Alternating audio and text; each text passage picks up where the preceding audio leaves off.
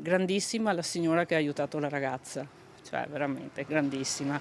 E dobbiamo aiutare solo fra noi, questo magari che andrebbe tolta un po' di indifferenza e ci vorrebbe un po' più di collaborazione e anche un po' più di coraggio, forse più di umanità.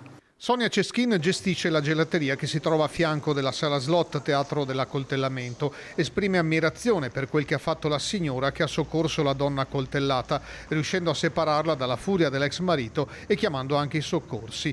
Dopo la chiusura del suo negozio è andata nella sua casa che si trova a pochi metri di distanza sull'altro lato della strada. Mentre stavamo guardando la TV con la porta aperta, ho sentito una voce di donna abbastanza alterata, alta, però non ci ho fatto molto caso. Poco dopo però ho sentito correre dei ragazzi e quindi ho guardato dalla finestra e questi ragazzi sono fermati davanti all'Admiral.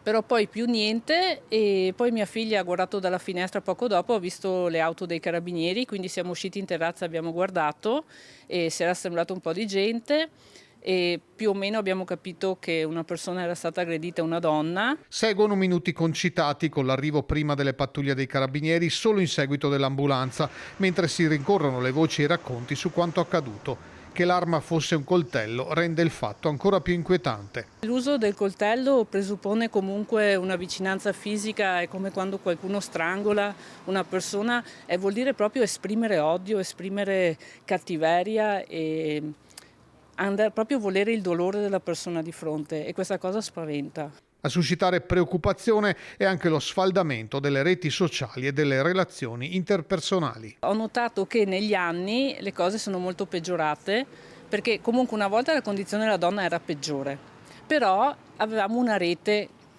fra le persone, c'era meno indifferenza. Adesso siamo iperconnessi ma siamo tutti isole.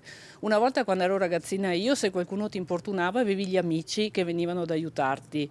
Adesso invece in queste situazioni le persone sono sole, non parlo solo delle donne, chiunque sia in difficoltà è sempre solo